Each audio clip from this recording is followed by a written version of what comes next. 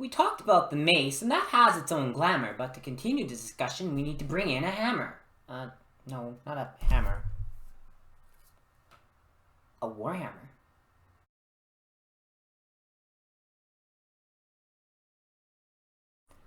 Hello again, everyone. Lauren back with a look at another anti-armor weapon. We talked about the mace last time, so we should talk about the warhammer today. And you may hear a cat meowing, and I can't control that because that's Thor, and he's just really loud. So we'll leave him be. Hopefully he won't interrupt this take. He's a good boy. Except he's loud. So, the warhammer. We were talking about the mace, the weapon of clerics, the weapon of... oh, it's not the sword, it's for not hurting someone. Oh, this is definitely a weapon for hurting someone. This is the medieval version of the can opener, and the person in armor is the can. And that's exactly how this is going to work. So let's briefly talk about the parts of this, what goes into making a warhammer, and then we can talk a little bit about how it's used, and maybe we'll have a fun little bit of mythology and hammers at the end. Also, I'd like to give a shout out to Jeff of Corrugated Cavalier. He got 50 subs for his YouTube channel. Way to go, and hopefully you get 150 more real soon. So, the warhammer. We have the mail, the hammer part. We have the back spike. It could have a top spike. I wish I had a warhammer with that. This Windless Steel Crafts is pretty much the entry-level warhammer. But it's what I've got, it's what I'll use. But it's cool because it has langettes, or langettes, however you want to pronounce that, and it helps to really reinforce this. So if you're using it in a fight, it's going to survive, it's going to be able to take some abuse, and you can still use it. So it's going to help protect the haft, keep it from, if it does have a crack or split, it's going to hold it together for a while longer. And it also keeps the head from being wobbly, because you don't want the wood to wear out and the head to be wobbly, because that's what happens with this hammer. That's why I have it. No langettes. Wobbly. Sturdy. And of course on this model there are some studs down near the bottom of the handle so you can help orient the way you're holding it. Because the one difference between the mace and the warhammer here is that the mace is multi-directional, and the warhammer, you have to grab it only one of two ways. You can't just grab it in any direction and swing it. That's not effective. But now it is. And look at the hammerhead here. We can see that it's different. It's not flat, it comes down to 4 different points.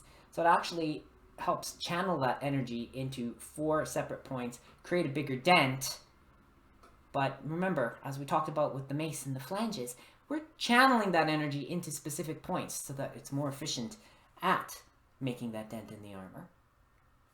And then, of course, the back spike. If there are thinner parts of armor, because armor is not the same thickness all the way around, it's going to be thicker where your most vital organs are. It's going to be thinner around the sides, and maybe you could puncture it with a really sturdy back spike. But you can also hook in between the gaps. You could hook behind the knee, maybe you catch a strap. So you can really get in there and get the person. And yes, wrestling and grappling, again, it keeps coming back to that. You can do that. Thor agrees. He said meow. So the warhammer, it is a multifunctional weapon that can really do some damage to someone in armor or out of armor even. If you're an archer, it's fantastic because you have a way to help protect yourself. Now, if we grab a helm real quick.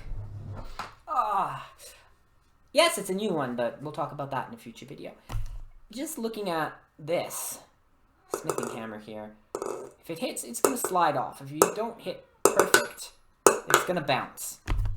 You're not delivering all of the energy perfectly into that. But it's like a little claw. So you can almost think that this is a claw and this is a beak and it's a bird, and the bird is going to claw in and it's going to grab. It's going to deliver that energy, and it's going to do a much better job of damaging the armor that you're attacking.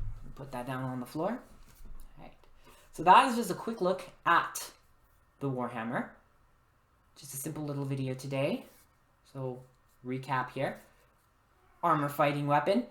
14th century we start to see it used. This is the basic version. It there are some really fancy ones, and I'm going to try and include a photo or two at the end of the video so you can see just how fancy they get. Some have a little clip. You put it on your belt.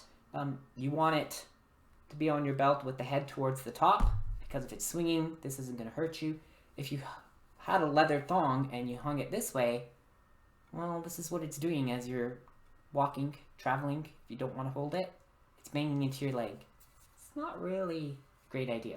So we'll see them, even in the 14th century, have little ways to hook them to the belt. That's pretty neat. So that is the Warhammer. So do you think it's... Oh yeah, it's that weapon for clerics and it's peaceful? Well, often we think about something that looks more like this. But in reality, it looks more like this. But as a fun fact, famous hammers, Thor's hammer, Mjolnir. And did you know that Thor's hammer is actually unfinished and it can't be fixed? What? Well, in the mythology, and I have several books on some Norse mythology, and yeah, when they're forging Thor's hammer in the furnace, it's a magical dwarf furnace, and because a gadfly disturbs Burke, who's making it, it doesn't finish. And there's actually a complaint that the handle is too short. So the smiths know that this handle can't be fixed. So Mjolnir actually is this big head, and it's supposed to have a really long handle. But it has a short handle because it wasn't finished due to a distraction. I wonder who was doing the distraction. Sounds like very much a mischievous thing to me. That a gadfly comes and bites a dwarf on the nose. But that's just a little tidbit as to Thor's hammer, Mjolnir. Is it a big warhammer? Well, it's an older story, so it was supposed to be maybe more like a sledgehammer meant for a super strong god. It's definitely different from our warhammer that we've been talking about today.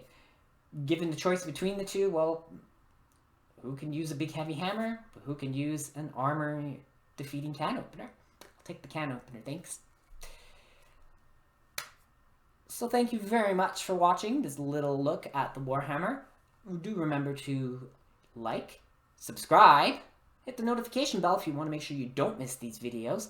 You can follow me on Twitter as well. I always make sure that I message out once or twice when I have a new video. And of course, thank you very much for all of the support, and I hope that you have a fantastic day. Nailed it! Because it's that hammer, and never mind.